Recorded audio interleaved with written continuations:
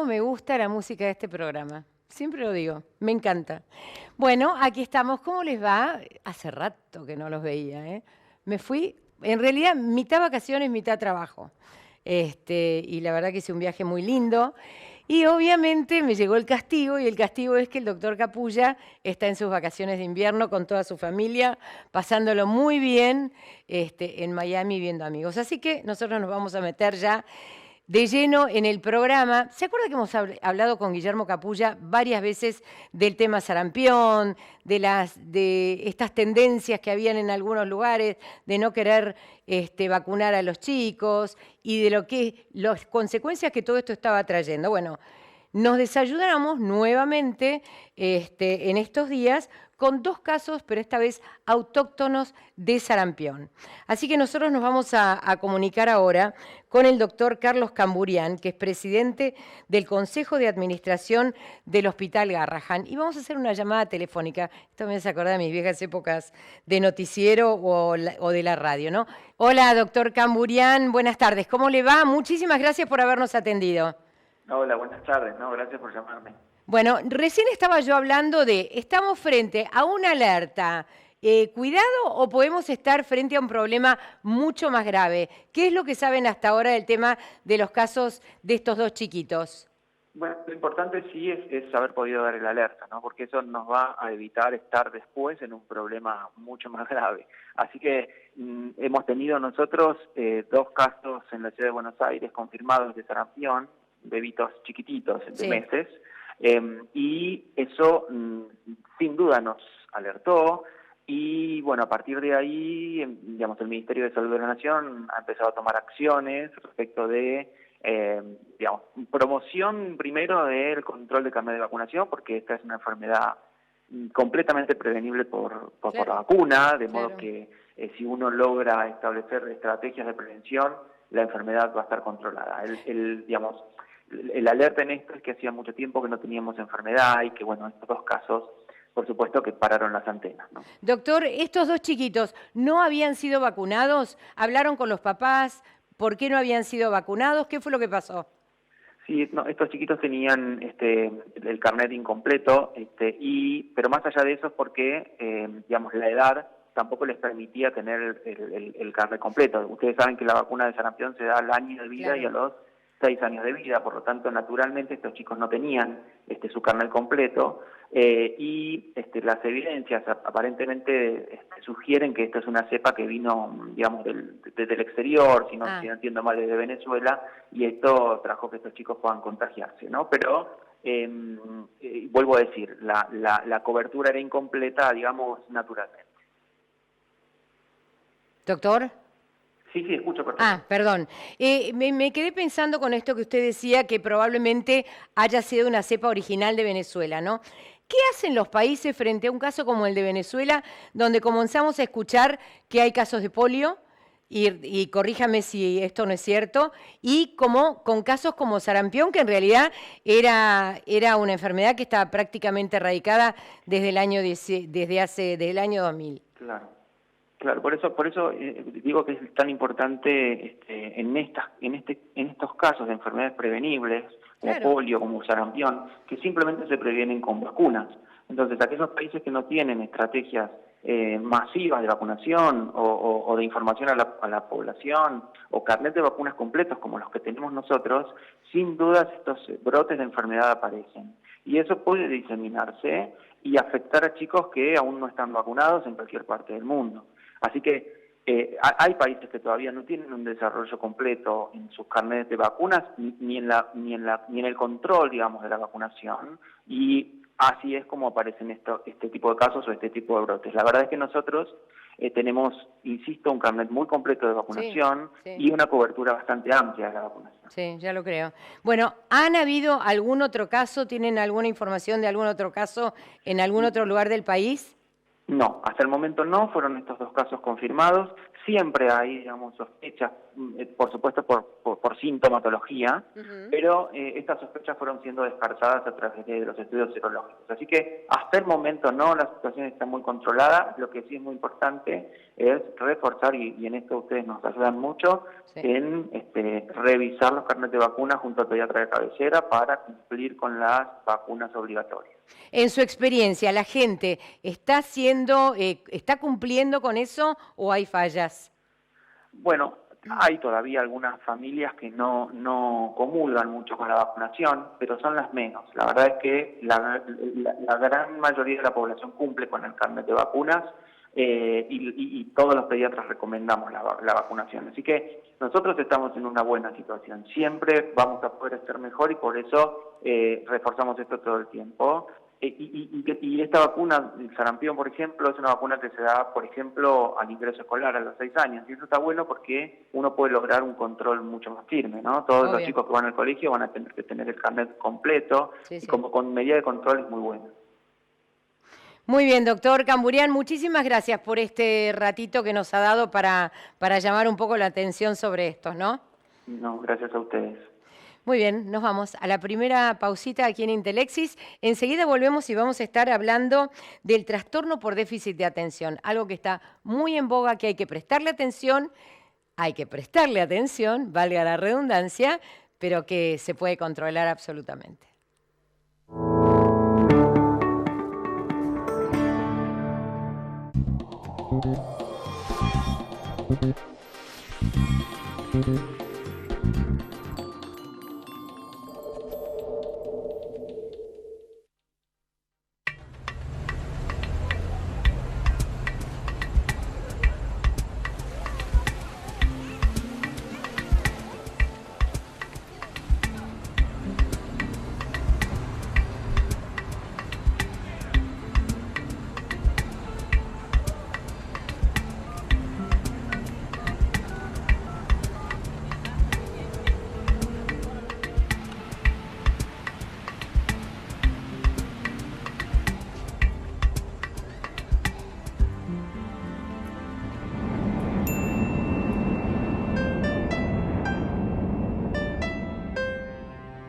Ciensa Argentina, el aliado estratégico de las prestadoras de salud de primer nivel.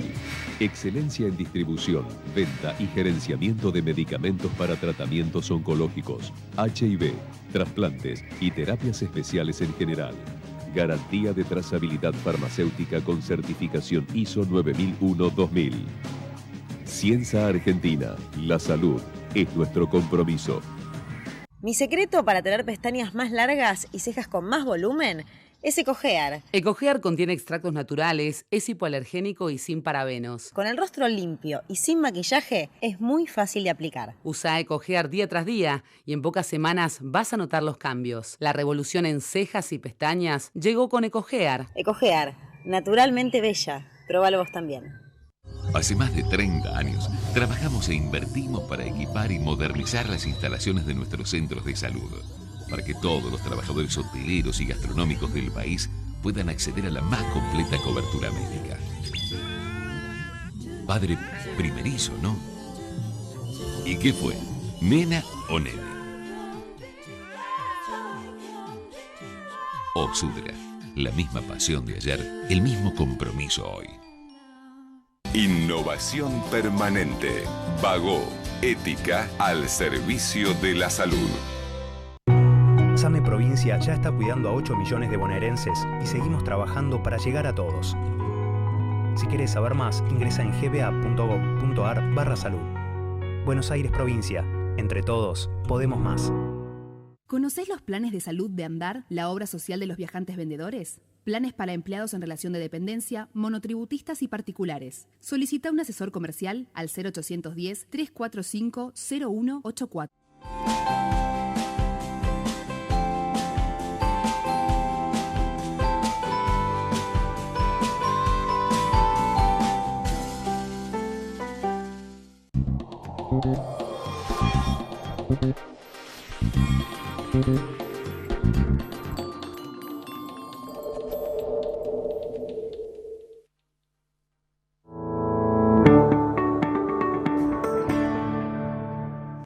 Bueno, acá seguimos, en Intelexis Mujer, por Metro, hoy jueves, y vamos a hablar de un tema que a mí me interesa mucho. Ustedes siempre creen que yo me ocupo de la psoriasis, pero no. En lo personal, no es el único temita que me persigue en la vida. Hoy vamos a hablar del déficit de atención y el déficit de atención con hiperactividad, y sobre todo vamos a hablar de adultos. Y está con nosotros la doctora Mirta Romalde, que es la jefa de clínica de ATDH, no. TDAH. Sí, exacto. Nunca me va a salir. Porque yo lo tengo, es decir, los viejos lo tenemos puesto como eran las viejas siglas de antes que eran en inglés, ¿no es cierto? Bueno, Mirta, vamos a hablar de esto que yo digo que me afecta y me ha afectado toda mi vida, pero que lo supe de adulta. Yo no lo sabía de chica. Siempre decía, esto lo cuento en todos lados, que yo tenía un chip saltado en el cerebro. Y de grande, buscando en uno de mis chicos a ver si era ADD, aquí que yo lo era. Bueno, vamos a hablar un poquito. ¿Qué es el ADD? ¿Qué es el déficit? ¿Es un trastorno? ¿Es un problema psicológico? ¿Es físico? ¿Cuál es el origen? El trastorno por déficit de atención e hiperactividad, o ADD, que es la sigla en inglés que vamos a usar indistintamente, es un trastorno que se encuentra justo en el medio, entre lo neurológico y lo psiquiátrico. Como condición tiene que haber empezado en la infancia, y esto es interesante para el adulto porque vamos a necesitar del reporte del padre, familiar, hermano, porque muchas veces los diagnósticos llegan en la edad adulta. Yo recibo pacientes que, si bien pueden haber recibido el diagnóstico en la infancia, muchas veces se enteran de la condición en la vida adulta, cuando empiezan a aumentar las exigencias, en las distintas etapas de la vida, ya sea en la universidad, cuando aumenta la exigencia laboral, o cuando, por ejemplo, en el caso de mujeres que tenían toda su vida muy organizada, por un exceso de esfuerzo para ello, tienen hijos y ahí es como que se les desajusta todo. Entonces necesitan por ahí tener una respuesta a estos olvidos, esta pérdida de objetos que les pasa constantemente, se olvidan los chicos en el colegio. A tanto no llegamos. No, bicicleta sí. ¿Bicicleta qué? Por ejemplo, me fui esto lo cuento siempre porque es muy gracioso, me fui a un kiosco en bicicleta, volví caminando, me robaron la bicicleta, obviamente. Sí, ese es un perfil, el de desatención. Y es interesante lo que vos planteas porque no todo el mundo tiene desatención e hiperactividad e impulsividad. En el caso de las mujeres es raro encontrarlas hiperactivas porque suelen ser más desatentas. Entonces pasan toda la primaria y secundaria como si estuvieran obnubiladas, ensoñadas, distraídas, y no se manifiesta. En el caso de los varones, la hiperactividad muchas veces en el aula molesta. Entonces ahí son diagnosticados en forma más precoz. Y en la universidad, por ejemplo, es una etapa de la vida donde los pacientes buscan mucha ayuda, buscan diagnóstico, y una de las características del adulto tiene que ver con la autoestima. Se sienten que no son capaces. O por otro lado, lo que les observa la familia o los profesores es que les ven capacidad, pero sin embargo eso no se traduce en las calificaciones. Exactamente. Entonces, en ese desajuste uno tiene que buscar el trastorno por déficit de atención e hiperactividad. Y yo como psiquiatra también me ocupo de en esas consultas evaluar lo que muchas veces trae más complicaciones que el trastorno en sí, que son las comorbilidades. Las personas con déficit de atención tienen aumentado el riesgo 6 veces de tener otro trastorno psiquiátrico. Wow. Llámese ansiedad, 6 veces. Depresión. Exactamente, o sea, es muy importante. Por eso yo me ocupo mucho de hablar con colegas que no son especialistas en este tema, para que lo busquen, para que lo detecten. Porque, por ejemplo, uno sabe, la asociación entre tabaquismo y cáncer de pulmón es el riesgo aumentado 2 veces. Si esto es 6 veces, y los psiquiatras no suelen buscarlo en la consulta. ¿De qué otras comorbilidades hablamos? ¿Depresión, ansiedad? Ansiedad en todas sus variables. Pánico, trastorno de ansiedad generalizada, trastorno por consumo de sustancias, dislexia. La verdad que el abanico es muy amplio y tiene que haber una evaluación exhaustiva para buscar esto, porque el pronóstico cambia en función de la comorbilidad. Y el tratamiento también, porque es la comorbilidad la que nos va a marcar por dónde se arranca. Si hay un episodio anímico, depresión, hay que tratar primero la depresión y después nos ocuparemos, o en simultáneo quizás, depende del caso, del abordaje integral. Pero ya con esto les voy diciendo que es una evaluación compleja, que requiere de un equipo, que está compuesto por lo general por psicólogos, neuropsicólogos, que son quienes miden la capacidad atencional, y también los que evalúan las funciones ejecutivas, que esto es algo que en el nombre no está, pero ya te veo haciendo caras. O sea, esto es lo que produce más molestia en la vida cotidiana, lo que los lleva a los pacientes a perder trabajos, a no ser valiosos en sus lugares de trabajo porque los ven desorganizados, distraídos, porque pierden cosas. Entonces, muchas veces eso que para nosotros son funciones ejecutivas afectadas, van a tener más impacto en la vida que la desatención. Obvio. Porque la persona con déficit de atención, no nos olvidemos de esto, por eso también es importante encontrar la vocación en lo que uno se siente motivado, porque la atención va muy ligada a la motivación. Totalmente. Entonces, lo que a mí me interesa, a eso le voy a prestar atención. Sí, viste que uno empieza a pensar como que tiene una memoria selectiva. Es decir, no, a esto le presté atención, o esto me lo acuerdo, aquello no me lo acuerdo. Hay cosas que directamente es como si no hubieran pasado. Tal cual, por eso es importante el reporte del familiar, del conviviente, para hacer una evaluación integral. Hablemos un poquito de ese reporte porque es súper interesante, es muy exhaustivo, definitivamente. Yo puse a toda mi familia a trabajar, a mi mamá, a mis chicos, un poco para ayudarme a hacer ese reporte, a ver realmente qué es lo que viene en todo ese reporte. Me gustaría que lo charles un poquito y qué papel juega la familia ahí. Es muy importante. La familia es una condición para los tratamientos con pacientes con TDAH, porque muchas de las problemáticas tienen que ver con la forma de vincularse. Y no nos olvidemos que el TDAH también es altamente heredable. Claro. Entonces, es probable que nos encontremos con familias en donde la madre lo tiene, el hijo lo tiene, a partir del diagnóstico del hijo, la madre se entera, el padre se entera. Entonces, el reporte, cuanto más gente involucre, mejor, porque entre todos van a poder reconstruir esa historia. Incluso también nos sirve mucho el reporte de los maestros, los boletines, los cuadernos, si salteaban hojas, eso es impulsividad, no completar, ir mal en los exámenes por saltear preguntas, no distribuir bien el tiempo. O sea, el reporte de todos construye la historia del individuo. Entonces ahí es donde nosotros podemos hacer un diagnóstico certero, más en una patología como esta que es tan controversial, ¿no? Que el paciente muchas veces se presenta como, bueno, esto para mí no es un problema, uno lo ve en altos cargos en cualquier lugar y bueno, para esa persona no fue un problema, pero no podemos decir que no sea un trastorno. Habrá encontrado, con apoyo de una secretaria ejecutiva, de su esposa, de lo que sea, herramientas para ir a lo largo de la vida superando la dificultad. Por eso es tan importante el entorno, porque eso te va a condicionar sobre cómo vos vas a resultar como persona, tu autoestima, si te van a invalidar o no.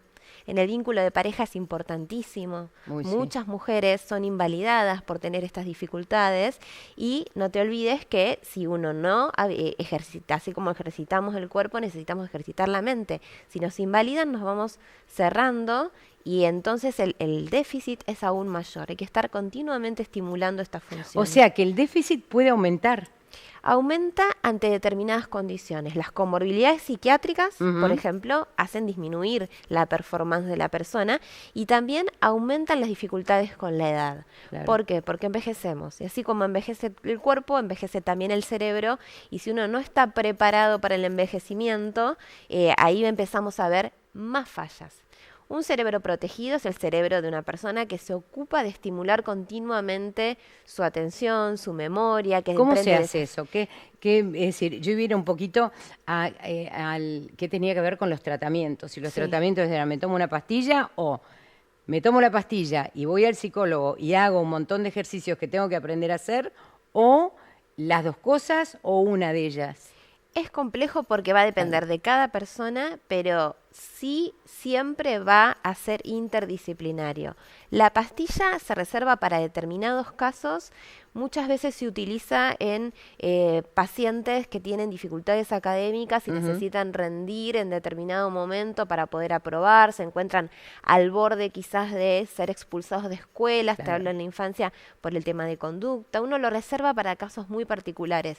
No es que TDAH sea igual a medicación, por el contrario, o sea, uno reserva esa herramienta para determinados perfiles, porque sabemos que no funciona igual en todos los casos y de por sí sola como pastilla mágica de resolución de problemas no va a funcionar, y esto te lo digo en general en la psiquiatría, la pastilla mágica no existe. Así que vamos a necesitar el acompañamiento dependiendo del diagnóstico que acompañe, de un psicólogo y de un neuropsicólogo o de un terapista ocupacional, si la preocupación viene por el lado vocacional laboral. Lo que vos decís de qué hacer, bueno, si yo detecto que esta condición me afecta, lo que puedo ir haciendo es plantearme desafíos a lo largo de la vida en forma continua. Aprender un idioma nuevo, ir por un camino diferente, leer de un género que no disfruta tanto y me es tan fácil, sino algo más exigente. Todas esas son cosas que uno puede hacer en casa o incorporarse a grupos de estudio. Todo lo que sea estimulante a nivel cognitivo siempre va a proteger al cerebro y va a prevenir que aparezca en forma temprana algún déficit que se sume al que ya está de base. Es importante, porque esta es una consulta del adulto, no confundir deterioro cognitivo con TDAH, y para eso la diferencia va a estar en la historia de esa persona. Si dice desde siempre, o sea, siento que me olvido las cosas, pero ¿desde cuándo? Desde siempre, bueno, ahí hay que buscar TDAH. Igual, a partir de, yo diría, de los 50 años, siempre es oportuno hacer una consulta neurológica también. Bien. En la persona esta que le diagnostican su TDAH, va, hace la terapia, toma una pastilla. ¿Tiene que tomar esa pastilla toda la vida o es puntual en determinados momentos? ¿Puede cambiar la atención según el estado de ánimo de las personas? ¿Qué pasa ahí? La medicación, nos referimos particularmente al metilfenidato, que es la medicación que está aprobada para trastorno por déficit de atención, así como también la tamoxetina. Se utiliza en los casos en que haya por ahí un riesgo de no tener la atención conservada y de tener mucha hiperactividad e impulsividad, como es perder un año lectivo, perder una ocupación, perder un laburo, o sea, es muy importante mantenerlo. Entonces, por ahí lo que uno hace es a esa persona medicarla hasta que se reorganiza y aprende estrategias para compensar las dificultades, y ahí uno se ve en la posibilidad de retirar la medicación. ¿Cuándo? Depende de la persona y de su habilidad para adquirir estas herramientas que estoy nombrando, que muchas veces tienen que ver con cosas básicas como el uso de agenda, que es difícil, pero hay que ser constante y hay que tener un buen uso, y la organización del tiempo. Con esas cuestiones resueltas, la medicación ya no tendría casi ni lugar. Pero bueno, esto va a depender. Y también depende de lo que decida esa persona. Si esa persona viene y me dice, yo no quiero tomar medicación. Sí, absolutamente, hay mucha gente. No indicamos medicación. Esto es, no estamos en una situación de un riesgo de suicidio, un riesgo para terceros, en donde uno tiene que intervenir sí o sí. O sea, acá es el paciente junto con el especialista que va definiendo el camino del tratamiento. Mirta, te está mirando una familia con adultos con TDAH y con chicos con TDAH. ¿Cuál es el mensaje que les darías?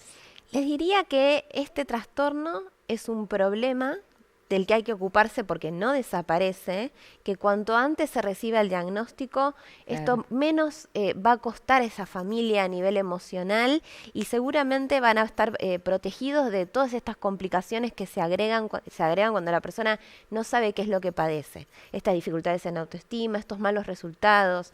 Lo importante es hacer el diagnóstico y en base a eso uno ve si necesita o si quiere o si no hacer tratamiento. Pero lo importante es consultar con equipos que estén especializados en este tema, que tengan experiencia, que sepan evaluarlo y hacer un buen diagnóstico. Y después el tratamiento ya es en la segunda instancia. Pero el diagnóstico te va a abrir la puerta a poder manejarte de otra manera y va a disminuir el padecimiento de la familia en general.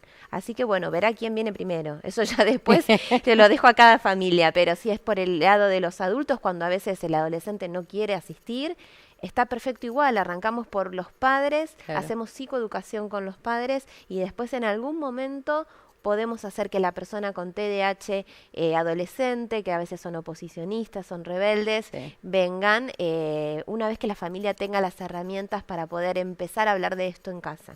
¿Se considera bien en el colegio? ¿Se mira, se buscan este tipo de trastornos en el ámbito escolar? generalmente se afecta la dinámica del aula, eso es lo típico. Claro, exacto. Cada vez más hay profesionales que se van capacitando acerca del TDAH y pueden hacer la derivación, nunca el diagnóstico es médico o de un equipo, pero sí avisarle a los padres que algo está sucediendo y en base a eso articular una consulta con un especialista. Pero es una información que depende de la persona y depende también de la escuela, la institución, si uno la va a habilitar al conocimiento de la institución o no. En el mundo ideal, de hecho en Estados Unidos, pasa mucho de que se trabaja en conjunto. Sí, a veces podemos hacerlo y es lo mejor, es ideal. Sí, absolutamente. En Estados Unidos han tomado el toro por las astas hace muchísimos años en realidad, ¿no? Bueno, Mirta Romalde, mil gracias por haber venido, gracias por habernos enseñado un poquito de esto, por llamar un poco la atención de la gente que está del otro lado y así evitar males mayores. Señores, esto ha sido todo por hoy. Nos vemos el próximo jueves a la misma hora aquí por Metro a las 19 en Intelexis Mujer.